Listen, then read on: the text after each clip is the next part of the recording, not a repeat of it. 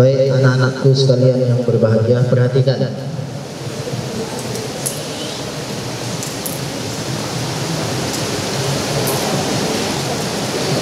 Umatnya Nabi Muhammad, ya, umatnya Nabi Muhammad itu umurnya pendek-pendek, cuma 60-an tahun. Umur kita itu 60-an tahun, kalah jauh dengan umurnya umat-umat terdahulu. Umatnya Nabi Nuh ratusan tahun, ya. Nabi Musa itu umatnya Nabi Musa itu umurnya sampai 900 tahun. Jadi kalian bayangkan, ada orang ditanya umurnya berapa, 800 tahun. Terkejut ya kan? Kita ya melihat ada orang umur 100 tahun, terkejut ya. Apalagi sampai 800, 1000 tahun. Itu umat terdahulu itu begitu, umurnya panjang. Karena umurnya panjang, dengarkan, maka kesempatan mereka untuk ibadah dan beramal soleh pun akan semakin panjang. Kita ini kalau dipikir, kalau diadu umatnya Nabi Muhammad dengan umatnya Nabi Nuh atau dengan umatnya Nabi Musa yang ratusan tahun, paling banyak amalnya siapa? Kalau dipikir secara umur, karena umurnya umat Nabi Musa itu lebih panjang, maka yang banyak amalnya adalah umat Nabi Musa. Tapi ternyata tidak begitu. Bagian dari kekhususan dan keistimewaan Nabi Muhammad dan menjadi umatnya Nabi Muhammad adalah Allah berikan kepada kita 1 bulan yang lebih baik dibandingkan dunia dan isinya. Itulah yang disebut dengan bulan Ramadan. Karena bulan Ramadan, dengarkan, karena bulan Ramadan itulah kita nih yang umurnya 60-an tahun, kualitas ibadahnya bisa sama dengan umat Nabi terdahulu yang usianya sampai 1000 tahun.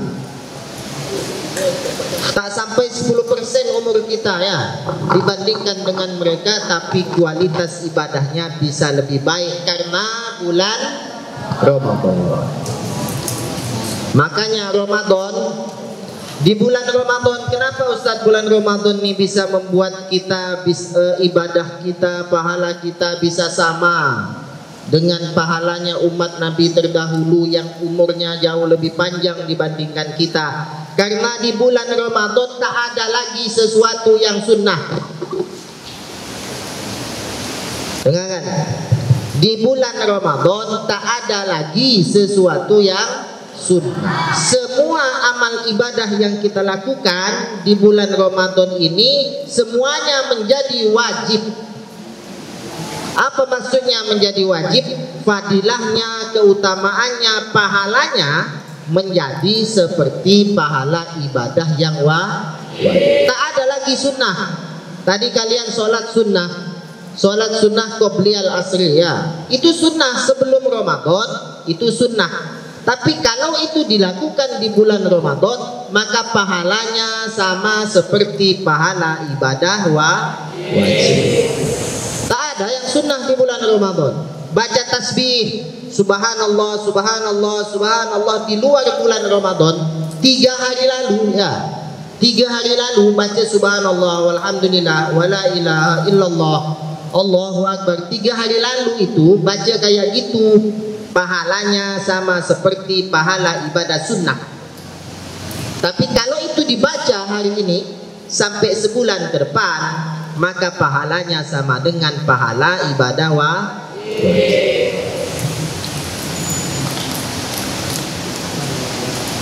Iktikaf kalian di masjid nih kan.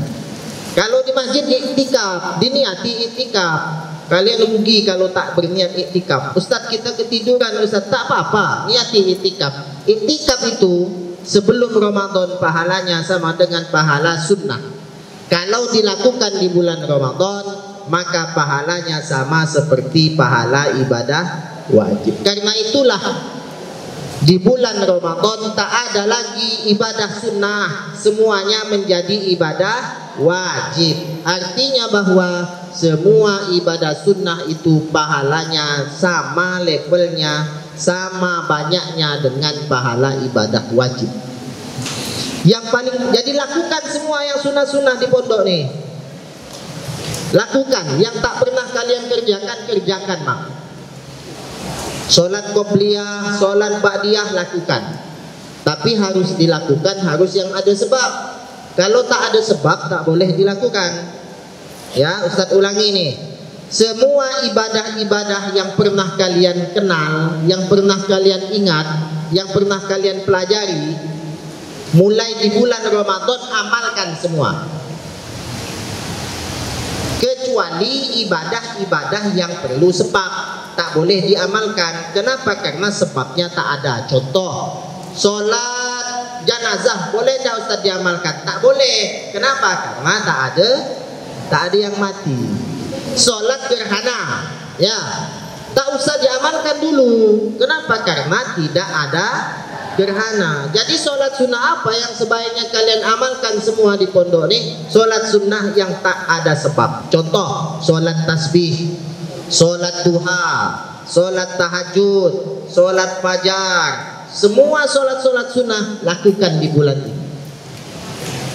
Mumpung kita tak ada lagi ibadah sunnah, mumpung semua ibadah sunnah levelnya sama dengan ibadah wajib. Bagaimana dengan yang wajib Ustaz? Yang wajib di bulan ini, kalau yang sunnah disamakan dengan yang wajib, maka yang wajib di bulan ini oleh Allah dilipat menjadi bisab'ina darajatan, dilipat jadi 70 kali. Kalaulah, dengarkan walan, kalau 3 hari yang lalu kalian sholat asar ya, pahalanya sama dengan 1 karung emas sholat asarnya 3 hari lalu. Ketika bulan Ramadan tadi kalian sholat asar berjamaah, maka pahalanya bukan 1 karung emas, tapi 70 karung, dilipat sebanyak 70 kali. Tak ada lagi ibadah sunnah, yang ada menjadi ibadah wajib. Dan yang wajib itu keutamaannya berlipat menjadi 70 kali. Kalian di pondok, dengarkan walat, kalian di pondok nih bisa alim semua, tak ada banyak neko-neko. Di pondok nih gampang melawan nafsu, ya, gampang melawan nafsu. Kalau sudah waktunya disuruh tadarus Quran, suruh baca Quran, pasti kalian gampang datang ke pondok. Kenapa? Ada yang bantu melawan nafsu, dan yang bantu tak bisa ditawar-tawar. Kan ada abang-abang bawa rotan, ya kan ya.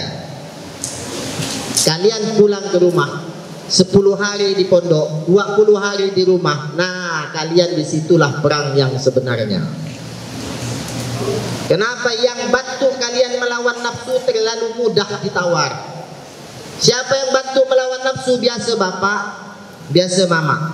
Bantu kalian melawan nafsu, tetapi terlalu mudah untuk ditawar. nanti lah lo main HP lo, nanti lo nunggu iklan. Ya, kalau di sini tak ada yang bisa menawar, tawar lah, langsung dikibau. Nah, hati-hati kalau nanti pulang ke rumah, 20 hari di rumah kalian bertempur melawan nafsu yang sebenarnya. Kalau di pondok ini gampang, kalian melawan nafsu kalian ini gampang. Tak ada lagi kawan.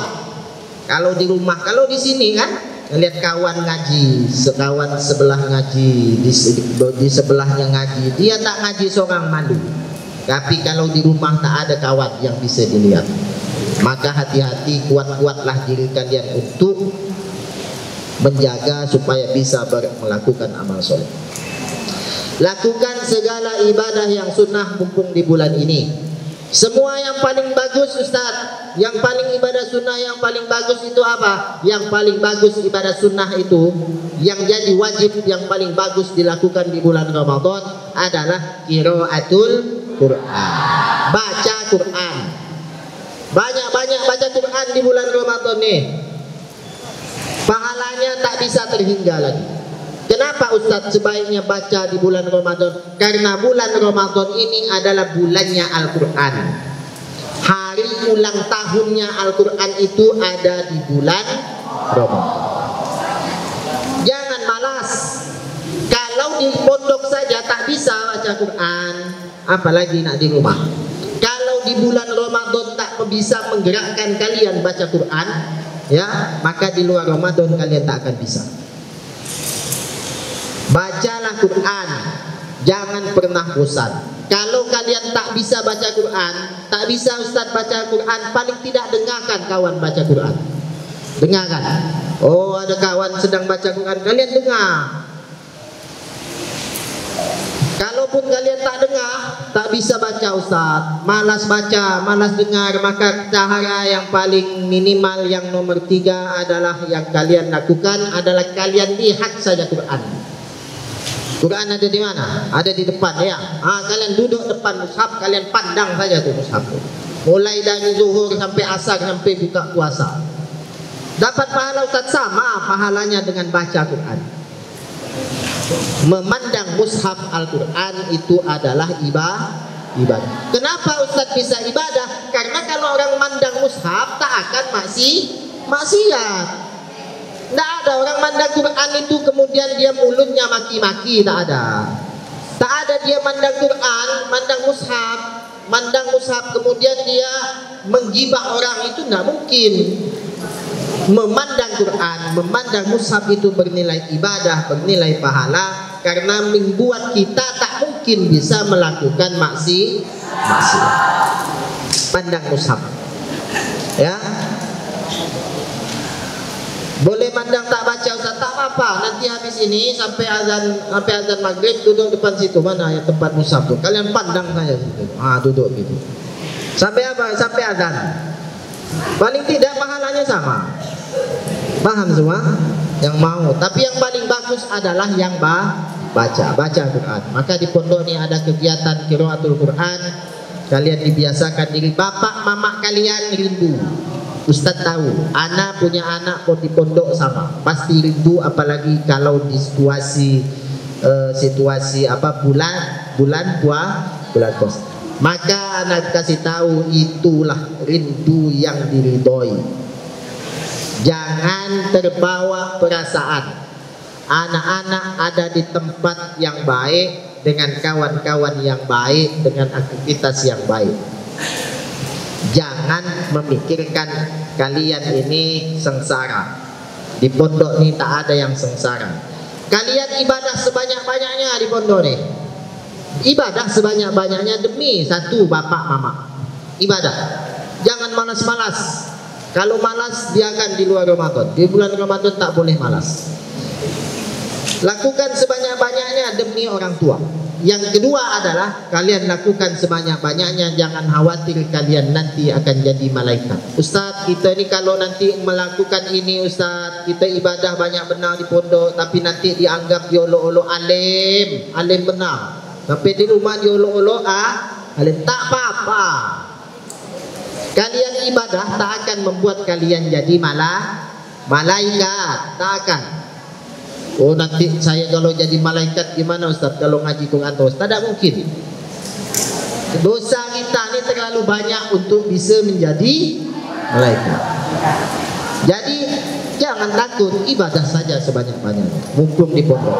Itu saja akhirul kalam. Wallahu a'lamu bis-shawab. Iqra'u doa. Allahumma arhamna bil Qur'an waj'alhu lana imaman wa nuran wa hudan wa rahmah. Allahumma dhakkirna minhu ma nasina wa 'allimna minhu ma jahilna warzuqna tilawatahu